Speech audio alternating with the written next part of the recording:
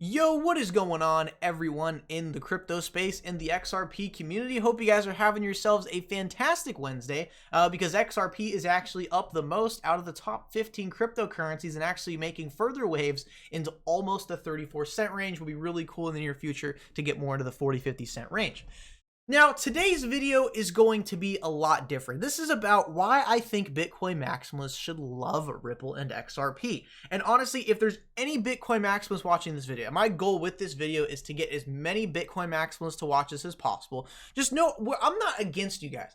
I understand why you like Bitcoin and why, you'd be stacking Bitcoin for over the years. It's been a great investment. It's proven itself over the past couple of years in terms of price action. It has a really good vision. It's got, a pretty big community behind it. It's got a lot of volume. I understand why Bitcoin maximalists would stick with Bitcoin, but I think Bitcoin maximalists, even though you might not want to own XRP, I really would like to change, with this video, would like to change the perception that Bitcoin maximalists have about XRP, because I think there's a lot of misunderstandings, and there's one main one that I'm going to be discussing in today's video. Now, first of all, let's just go over the fact that Satoshi Nakamoto did literally say Ripple is interesting in that it's the only other system that does something with trust besides concentrate it onto a central server. Let's just get out of the way. Just know that Satoshi Nakamoto did acknowledge Ripple as being decentralized in the past.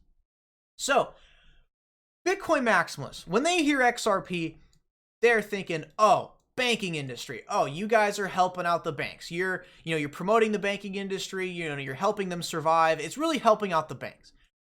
But if you really, really think about it and really dive deep into what they're really changing about their business model by leveraging XRP, XRP actually takes control away from the banks. And I think this is what a lot of Bitcoin maximalists may misunderstand. If you're a Bitcoin maximalist watching this, honestly, I would love to hear your thoughts in the comments below. Let's just get that away. I'm not hating on you guys. I'm just saying I would really love to hear your thoughts in the comments below, because I think there's a big misunderstanding when it comes to XRP and the banking industry. So if you're a Bitcoin maximalist and you're hearing XRP, you're most likely thinking, oh, that's the coin for the banks. They're helping out the banks. We're Bitcoin maximalists. We don't like the banking industry.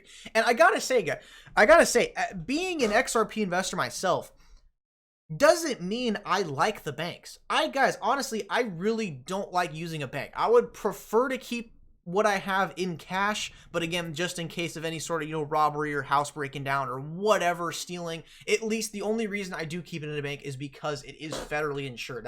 If that wasn't there, I'd honestly be holding it on to myself. But I just really want to make that point clear, is that as an XRP investor, and I'd like to say XRP maximalist myself, I don't like banks. I don't trust banks. I think, honestly, society would be a lot better if they had less power and were actually smaller. One thing I do agree with Bitcoin is getting away from the banks. I understand that completely. There are so many fraudulent banks out there. I remember watching the documentary on Netflix called Dirty Money, and there was an episode just about HSBC Bank and how they had to pay a $2 billion fine because they were laundering money for laundering billions of dollars for essentially drug runners. Like, I understand the reason why Bitcoin maximalists, I get the reason why you guys don't like institutions and banks. I completely 100% understand that. But XRP is not a bank promoter. At the end of the day, it doesn't really help out the banks. It makes them, it allows them to profit a lot. XRP allows banks to have a lot more profit on the back end and when it comes to their cross-border payment sector. But what you got to realize is that, yeah, at the same time, XRP does allow banks to be more profitable when it comes to cross-border payments. XRP takes control away from the banking industry. And that's one thing I think the Bitcoin maximalists need to realize, is that XRP takes control away from the banking industry. Because here's how the current correspondent banking model works. You got your tier 1 banks. That's kind of like the JP Morgan, the HSBC, the Bank of America, the Citibank. You got your tier 1 banks, and all of these guys, they have essentially absolute control over the correspondent banking system and can charge other institutions whatever they feel is necessary to get a transaction through. Now, that's really all you need to know. Everything besides the tier 1 banks is just a beneficiary of the system. Essentially, wouldn't really want to call them a beneficiary, because a lot of banks do get taken advantage of because of the correspondent banking system, because there's simply no other way to send money cross borders. But again, that's when XRP comes into the picture. So you got to keep in mind is that these banks, there's a lot more than JP Morgan, HSBC, Bank of America, and Citibank. There are other tier one banks out there that are more, more dominant in certain corridors and certain fiat pairs. But essentially what you got to realize in the correspondent banking system, you have your tier one banks who run the correspondent banking system. And then you got, your SMEs who are leveraging the correspondent banking system. And it's funny, you might call them a small enterprise, but you'll have an institution worth a couple of billions of dollars. They're going to have to go to these tier one banks to get their money through to another country. So what you got to keep in mind is that these tier one banks, the really, really large institutions who hold bulk of the Nostro and Vostro accounts, they are the ones who have absolute control. I mean, absolute control over the correspondent banking system. So now in this correspondent banking system, obviously the tier one banks, they have higher status than anyone else, participating in the network. Now, when XRP comes into play and XRP is used in the banking industry, essentially what's happening is all of these big tier one banks, and essentially every bank in the world, when it comes to using the RippleNet, is they're all coming down to an even platform. They're all coming down to a level playing field. The correspondent banking system is not a level playing field that allows the banks to continue to have control over other institutions. But with the RippleNet and through XRP, it brings down these institutions to a level playing field. And it means that if you're a participant in the network, that's all you are. You are just a participant in the network and you are equal to everybody else. It doesn't matter if you're JP Morgan, it doesn't matter if you're SendFriend and you're only worth like $1 million in terms of, the Series B funding rounds and stuff like that.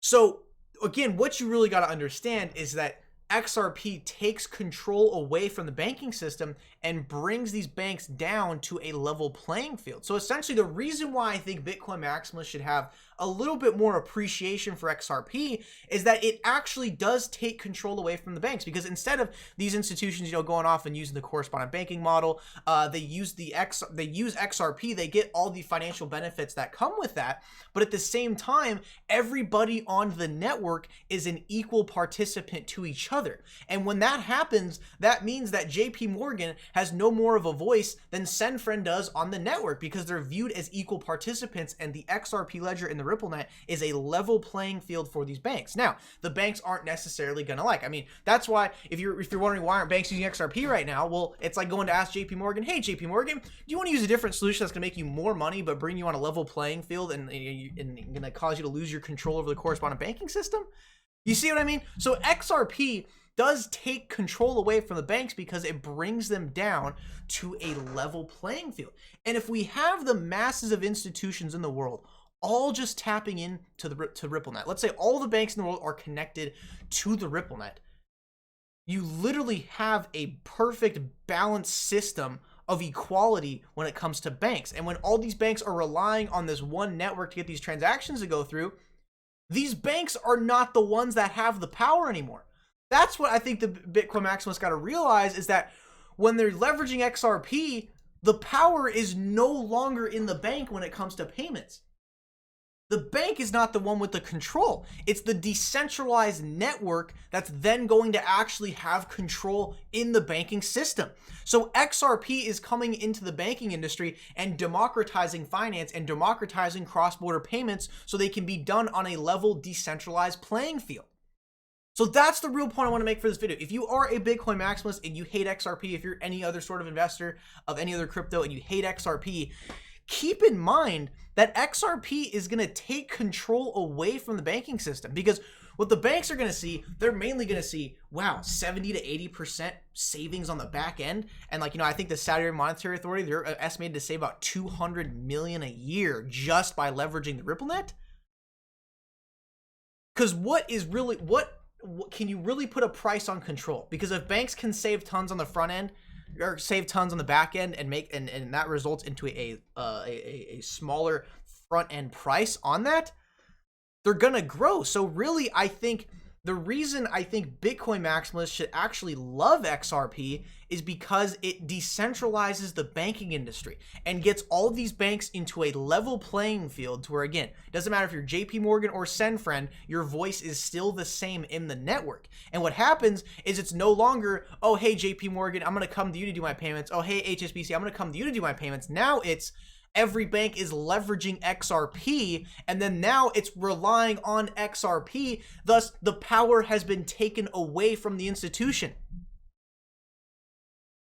Because imagine all the banks in the world are connected to the XRP ledger and, leveraging it through XRapid and PolySign by holding XRP. At the end of the day, they're losing control over the correspondent banking system by implementing XRP. So again, just to kind of finalize all my thoughts and, conclude this video, it's, guys, if you are a Bitcoin maximalist and you do hate XRP, just know that we're not promoting the banks. We're actually democratizing the banks by tapping into them and actually having control being taken away from them while the bank is getting more profit for giving up that control. And you're bringing all these banks into a level, decentralized playing field in which one voice doesn't have more control than another voice. It's a completely decentralized model for the banking system. And that way, banks will no longer have control over the correspondent banking system because everyone ends up leveraging XRP. And when everyone is leveraging XRP, you're not going to need a ton of institutions to tap into it. And that's where XRP, by banks leveraging XRP, it actually does take control away from the banks by having majority of the transactions on a decentralized platform in which they have no control over.